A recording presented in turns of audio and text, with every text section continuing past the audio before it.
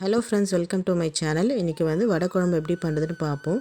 நான் ஒரு டம்ளர் கடலைப்பருப்பு 2 மணி நேரம் ஊற வச்சு மிக்ஸி ஜாரில் தண்ணி இல்லாமல் ஆட் பண்ணிக்கிறேன். 2 ஸ்பூன் மட்டும் தனியாக எடுத்து வைக்கிறேன். இதோட பூண்டு, கொஞ்சம் கருவேப்பிலை, ஒரு பச்சை மிளகா,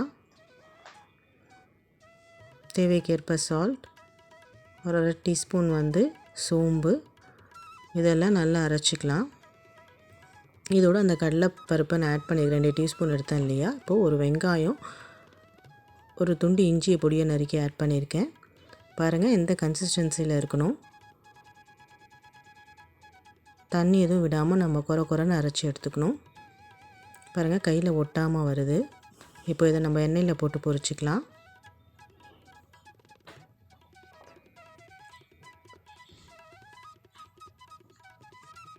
பாருங்கள், எதுவும் உதிராமல் நல்லா பொரிஞ்சு வருது.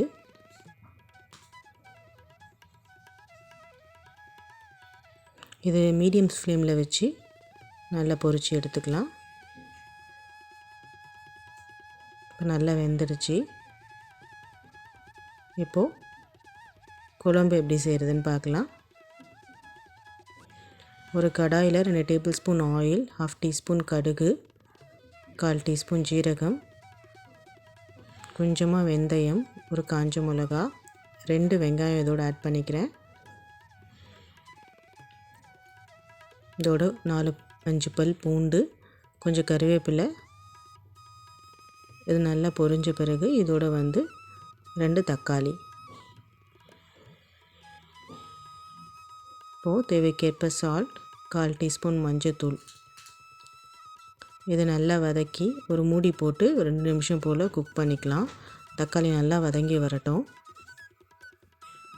இப்போ தக்காளி நல்லா வதங்கி வந்துடுச்சு. இதோட குழம்பு பொடி ஆட் பண்ணுறேன்.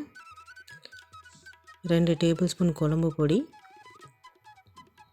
1 ஸ்பூன் காஷ்மீரி சில்லி பவுடர். இப்போ தேவைக்கேற்ப சால்ட், கொஞ்சம் பெருங்காயத்தூள் ஆட் பண்ணிவிட்டு இதை நல்லா வதக்கி விட்டுக்கலாம். இப்போது நெல்லிக்காய் சைஸ் புளி எடுத்து கரைச்சி நான் வடிகட்டி ஆட் பண்ணிக்கிறேன். இதை நல்லா மிக்ஸ் பண்ணிவிட்டு ஒரு 2 நிமிஷம் போல் கொதிக்க விட்டு அதுக்கப்புறமேட்டு நம்ம தேவைக்கேற்ப தண்ணி ஆட் பண்ணிக்கலாம். நான் 1.5 டம்ளர் தண்ணி ஆட் பண்ணுறேன். இப்போ தண்ணி ஆட் பண்ண உடனே நம்ம மூடி போட்டு ஒரு 5 நிமிஷம் போல் நல்லா கொதிக்க விடுவோம். இது நல்லா கொதித்து எண்ணெய் பிரியட்டும். எண்ணெய் பிரிஞ்ச பிறகு நம்ம வடையை ஆட் பண்ணிக்கலாம். இதில் ஒரு 5-6 வடையை நான் ஆட் பண்ணுறேன். கொஞ்சம் தண்ணியாக இருந்தால் நல்லா ஊறி வரும்போது கெட்டி போடும் குழம்பு.